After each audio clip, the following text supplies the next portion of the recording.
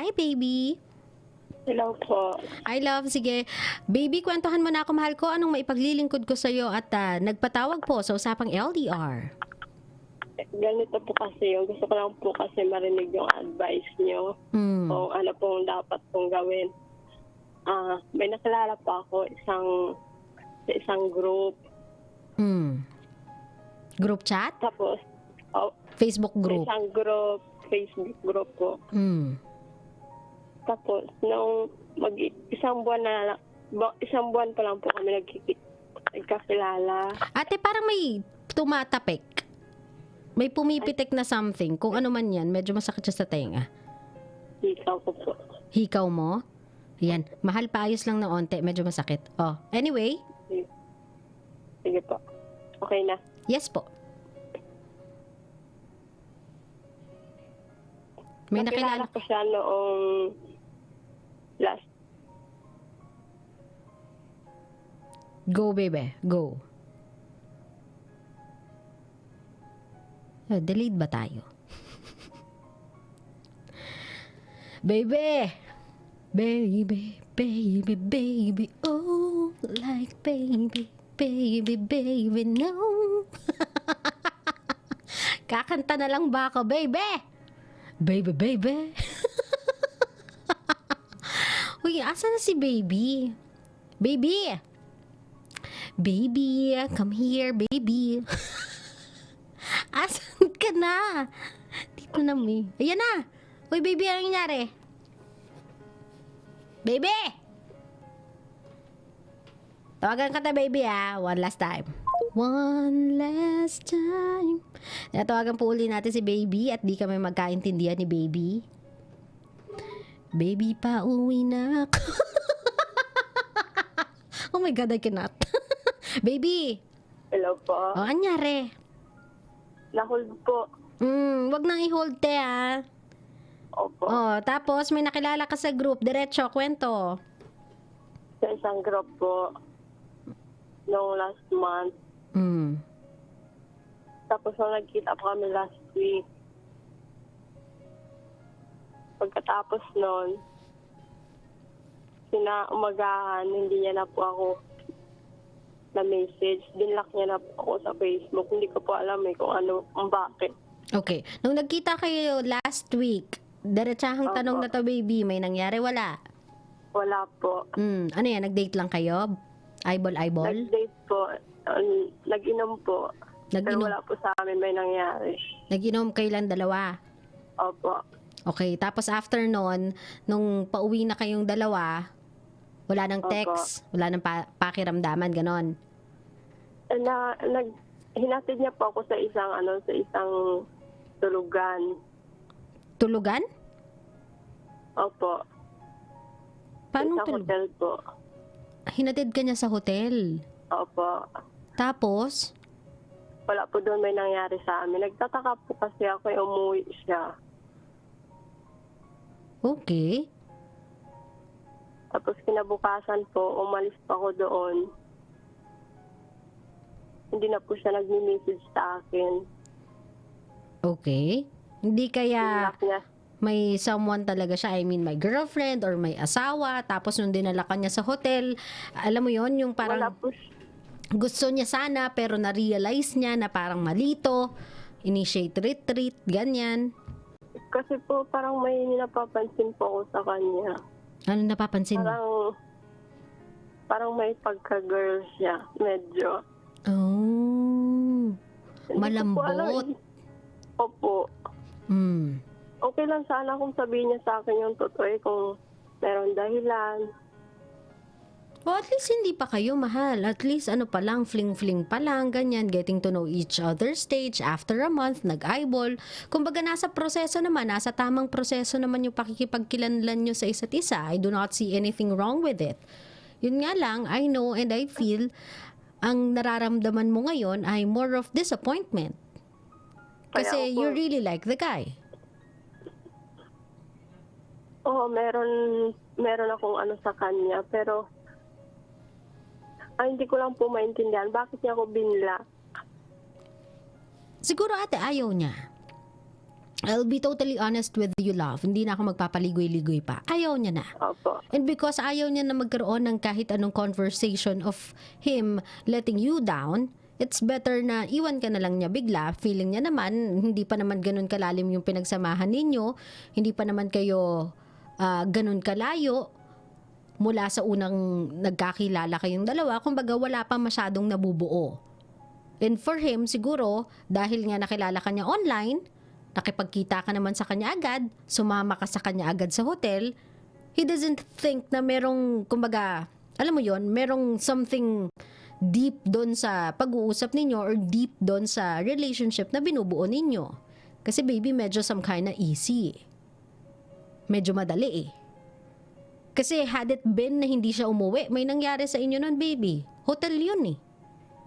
Wala po doon may nangyari sa amin. Had it been nga na hindi siya umuwi, kung nagstay siya doon, paputol ko yung pako kung walang mangyayari sa inyo, hotel yun. Plus nakainom pa kayong dalawa. Diba? Kumbaga parang everything was moving too fast lang, baby. And medyo naging easy din tayo sa part na yon. Na on the first meet, you agreed agad to go or to go on a hotel kasama tong lalaking to. And then, siguro, along the way, dahil nararamdaman mo nga, medyo malambot siya, siguro nag-initiate retreat siya kasi naramdaman niya na, this is really not me. Even with the influence of alcohol, I cannot push through with it. So, dahil ayaw niya i-face yung agony ng turn down sa'yo or pagtigil ng kung ano man yung nabubuo between the two of you, ginawa niya na yung sabihin na natin, abrupt na desisyon in order to cut whatever relationship na meron kayong dalawa. And that is to block you na lang. Eh dahil feeling niya nga, siguro baby, hindi pa naman ganun kalalim to, makaka-move on ka lang easily from him. Nasagot ko ba yung tanong mo? Opo. Mahal, next time lang if nakipagkilala ka online, I do get it. Yung excitement of seeing the person after a month ng pakikipag-usap sa kanya day and night. Syempre andun yung excitement and all. Unang meet nyo pa, inuman. O diba, hindi naman tayo pinanganak kahapon. Kapag sumama ka sa hotel, alam kong kahit papaano, baby, ready ka na din sa magiging end point ng first meet na yon. Opo. Oo. Ingatan mo lang yung sarili mo. Kumbaga, you present yourself the way you wanna be treated. If ganun yung lagi mong magiging pattern ng pakikipagkilala sa isang taong gusto mong maging karelasyon, you'll always end up with the same kind of people or same kind ng lalaki. Yung lalaki na after kang makuha on the first meet, tapos na ang lahat. And that's something that you wouldn't want para sa sarili mo. Tama? Ayaw mo naman maging one night stand lang. Tama? Opo. So stop presenting yourself that way. Kailangan kahit papano marunong ka, matuto kang protektahan yung sarili mo. If it's a date, hindi tayo magiinuman na para tayong mga barako. Meron tayong mga kasamang barkada. At hindi tayo uuwi sa hotel. If it's a first date, I'll let you have a second date, third date, fourth date, or maybe a relationship with me muna before it even happens. Naiintindihan, love? I know it's kind of old school, it sounds so Maria Clara, but that's how you should treat yourself with certain respect. Kasi kung hindi mo re-respetuhin yung sarili mo, mahal ko, sa lahat ng nakikilala mo online, kahit ba sabihin natin yung usapan ninyong dalawa ay very deep, pagdating sa chat, iba pa rin yung in person eh. If you'll always end up on a first meet sa hotel, ganun at ganun at ganun pa rin na mga tipo ng lalaki ang makikilala mo, mahal. Naintindihan? Opo. Ngayon kung meron ka mensahe dito kay Kuyang Malambot, sabi mo na sa first meet, dinala ka nga sa hotel pero tinakbuhan ka. Ano gusto mo sabihin sa kanya?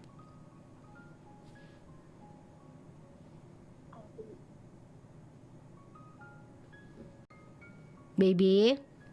Hello po. Anong gusto mo sabihin sa kanya, love?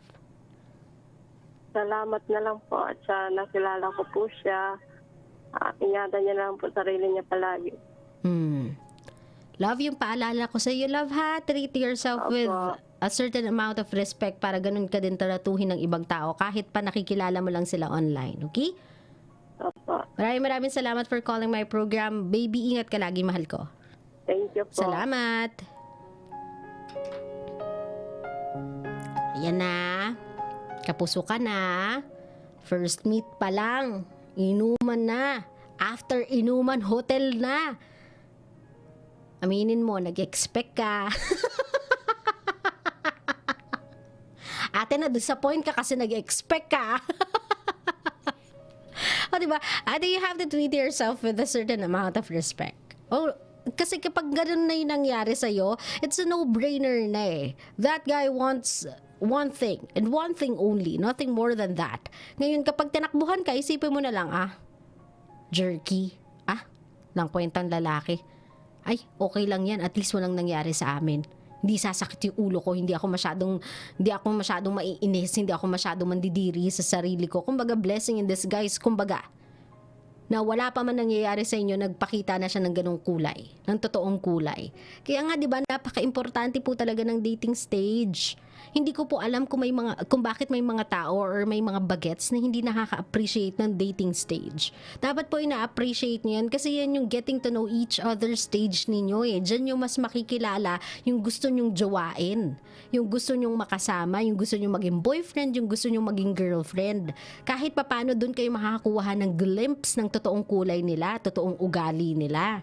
Maganda nang nagpapakita sila ng ganyang ugali nila sa simula kesa naman yung habang tumatagal, pa-depreciate yung ugali nila. Papangit ng papangit yung attitude nila towards you and towards your relationship. O diba? Kumbaga blessing in disguise na yan. That's how dating stage is, that's how much dating stage is important sa kahit anong klase ng pagsisimula ng relationship. Kailangan medyo may muna tayo, may distance ng onte. And when you are trying to have a date with someone or you are just trying to meet someone muna, as much as you can, hold it in. Even if the fire is burning, hold it in. 'Di ba? I-keep nyo muna, kabisyo. Huwag masyadong mapusok, huwag masyadong maalab. Huwag masyadong bigay todo simula pa lang. Kasi hindi mo alam kung sino yung pinagbibigyan mo eh. Hindi mo pa siya ganun kakilala. Para maiwasan din natin na yung mga tao na ang habol lang, kaya nakikipag-usap sa'yo, kaya gusto kang makita, is because gusto kang maikama. O, 'di ba? Para maiwasan natin yung mga ganyang klaseng storya, let's try to value ourselves. Medyo treat natin yung sarili natin with respect and let's respect our body as well. Sabi nga nila, di ba, treat your body as a temple. Hindi ka basta-basta nagpapapasok. Hindi ka basta-basta nag-invite ng people in. Kailangan kahit papano, bigyan mo ng certain standard yung sarili mo. Nuki?